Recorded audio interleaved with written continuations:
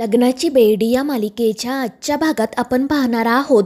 सिंधू आणि गोदामावशी बोलत असतानाच कोणीतरी बाहेरून दरवाजा वाजवते आणि त्यामुळे त्या दोघीही घाबरतात. बाहेर नेमकं कोण असेल आणि त्यांनी आपलं बोलणं तर ऐकलं नसेल ना, याचीच भीती त्या दोघींना वाटत असते. तर दुसरीकडे राणी शकुंतला सोबत फोनवर बोलत असते. ती म्हणत असते की ती कृष्णाच आहे, सिंधू नाही हे कळल्यावर सुद्धा राघव तिला वाचवण्यासाठी पुढे गेला आणि हीच गोष्ट मला अजिबात पटली नाही. मला तर आता अशी भीती वाटते की राघव त्या कृष्णाच्या प्रेमात तर पडला नसेल ना. आणि ते ऐकून शकुंतला चिडून म्हणते की मैना राणी, आम्ही तुम्हाला आत्तापर्यंत अनेकदा सांगितलं आहे की असं काही नसेल आणि तुम्ही आता असा विचार करू नका. उलट त्या राघवच्या जवळ जाण्याचा प्रयत्न करा, मात्र तुम्ही नको त्याच गोष्टींकडे लक्ष देताय. त्यावर राणी म्हणते की तुम्हाला काय माहिती आहे, मी आत्तापर्यंत राघवसोबत बोलायचा किती वेळा प्रयत्न केला, त्याला किती वेळा लग्नासाठी विचारलं, मात्र तो काही तयार होतच नाही आहे. आणि त्यावर शकुंतला म्हणते की तुम्ही काही करा, पण आता लवकरात लवकर तुमचं आणि त्या पोलीस रत्नपारखीचं लग्न व्हायलाच हवं. त्यावर राणी म्हणते की मी खूप प्रयत्न करत आहे पण त्याला यश येत नाही. तर शकुंतला म्हणते की मला दुसरं काही माहीत नाही, पण जर तुमचं लवकरात लवकर लग्न झालं नाही तर तुमचं जे गोडगुपित माझ्याकडे आहे ते सगळ्या जगासमोर यायला वेळ लागणार नाही. आणि ते ऐकून राणीला तर धक्काच बसतो. तर शकुंतला तिला ब्लॅकमेल करत म्हणते आणि तुमचं ते गोडगुपित जर सगळ्या जगासमोर आलं ना, तर तुम्ही त्या रत्नपारखींच्या घरात नाही तर सरकारी घरात राहिलाच जाल, आणि ते सुद्धा आयुष्यभरासाठी. आणि ते ऐकून राणीसुद्धा चिडते. ती शकुंतलाला म्हणते की तुम्ही काय मला ब्लॅकमेल करताय का. त्यावर शकुंतला म्हणते की मला ब्लॅकमेल करायची सवय नाही, मी आता ना त्या छोट्या सिंधूला तुमच्या घरी घेऊन येईल. आणि ते ऐकून राणी घाबरते. ती शकुंतलाला म्हणते की प्लीज तुम्ही असं काही करू नका, मी प्रयत्न करते, मात्र मला त्या कृष्णाला घराबाहेर सुद्धा काढता येणार नाही, कारण जोपर्यंत आई बऱ्या होत नाही तोपर्यंत राघव तिला घरातून जाऊ देणार नाही.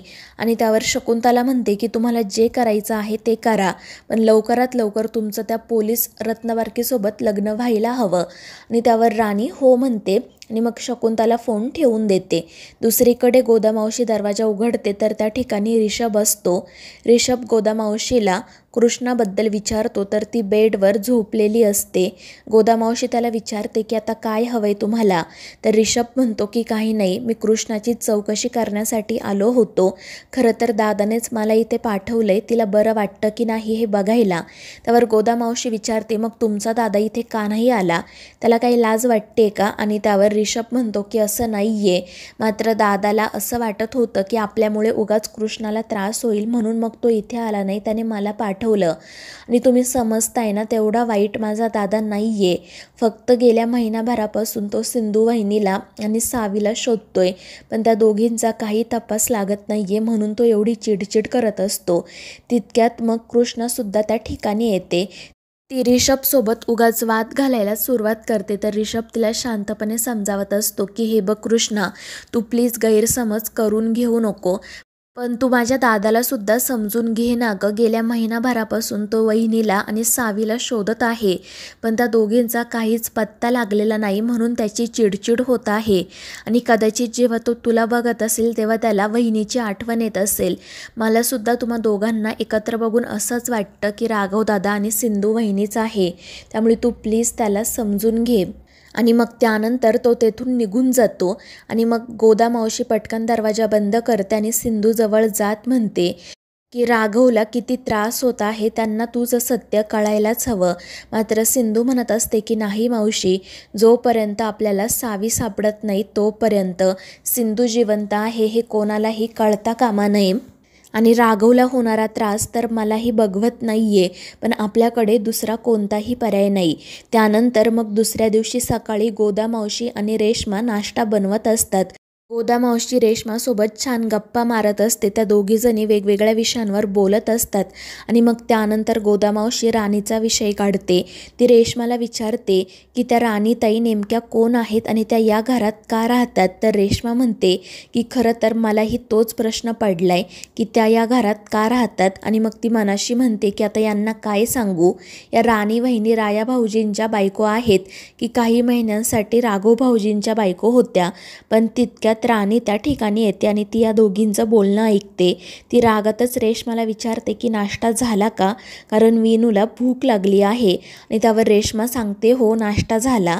इनफॅक्ट आता मी गोदामावशींना हेच म्हणत होते की तुम्ही राणी वहिनींना आवाज द्या. आणि मग त्यानंतर राणी गोदामावशीला विचारते की तुम्हाला प्रश्न पडला होता ना की मी या घरात का राहते, तर मी या घरात माझ्या विनूसाठी राहते, कारण तो माझा आणि राघवचा मुलगा आहे. तर रेश्मा म्हणते हो मी सुद्धा त्यांना हेच सांगणार होते की राणी वहिनी या घरात फक्त विनूसाठी राहत आहे, तसा इतरांशी त्यांचा काही संबंध नाही आहे. फक्त त्यांनी या घरासाठी खूप काही केले म्हणून त्या या घरात राहत आहेत. आणि रेश्माचं असं बोलणं ऐकून राणी रागातच तिच्याकडे बघू लागते.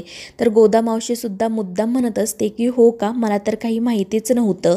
तर रेश्मा म्हणत असते की त्या रुक्मिणी काकू नाही का, त्यांच्या तर या राणी वहिनी खूप लाडक्या आहेत. तर राणी म्हणते की फक्त काकूंचीच नाही तर या घरातील सगळ्यांचीच मी लाडकी आहे.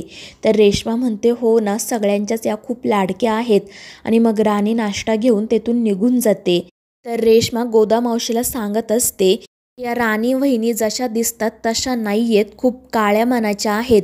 जर त्यांना हवी असलेली गोष्ट भेटली नाही ना तर त्या कोणत्याही थराला जाऊ शकतात. खरंच खूप डेंजर बाई आहे ती. आणि ते ऐकून गोदामावशी काळजीत पडते. तर दुसरीकडे राघव कृष्णाच्या रूम बाहेर उभा असतो.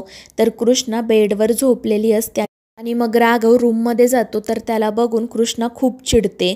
तर राघव तिला सांगत असतो की मी इथे तुझ्या मदतीसाठीच आलो आहे.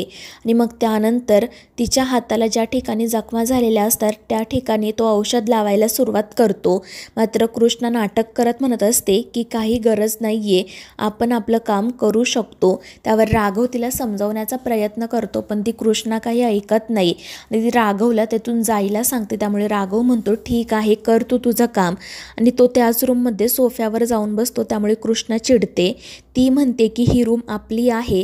तर राघव म्हणतो पण हे घर माझं आहे त्यामुळे मी इथेच थांबणार. आणि ते ऐकून कृष्णा चिडून त्याला उशी फेकून मारते. तर राघव तीच उशी डोक्याखाली घेऊन बसतो आणि त्यामुळे कृष्णा चिडते. आणि मग त्यानंतर ती स्वतःच तिच्या हाताला औषध लावायचा, बँडेज करायचा प्रयत्न करते पण तिला ते काही शक्य होत नाही. तर राघव हे सगळं हसतच बघत असतो. त्यामुळे कृष्णा अजूनच चिडते आणि मग शेवटी राघव तिच्या मदतीसाठी जातो. मात्र तरीही कृष्णा त्याला मदत करू देत नाही. ती म्हणते की आपण आपलं काम करू शकतो आणि पुन्हा तिच्या हाताला औषध लावायचा ती प्रयत्न करते पण तिला ते काही शक्य होतच नाही.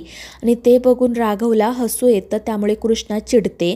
मात्र शेवटी मग राघव तिच्या जवळ जातो, तिला शांतपणे समजावतो आणि म्हणतो की मी तुला मुद्दाम टच करण्याचा प्रयत्न करत नाही आहे, माझ्यावर विश्वास ठेव, मी तुला हळुवारपणे औषध लावेल, तुला काही त्रास होणार नाही.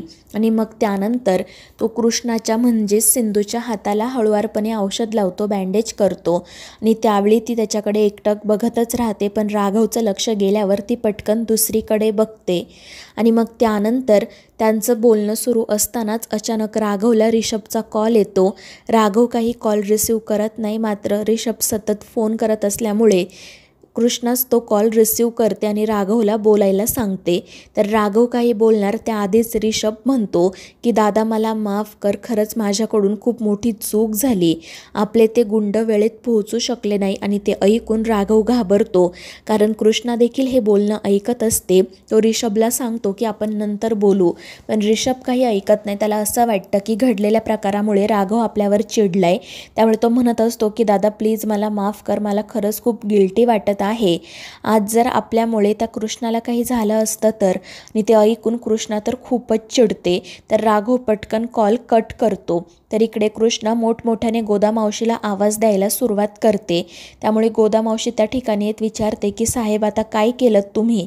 त्यामुळे राघवला काय बोलावं ते सुचत नाही.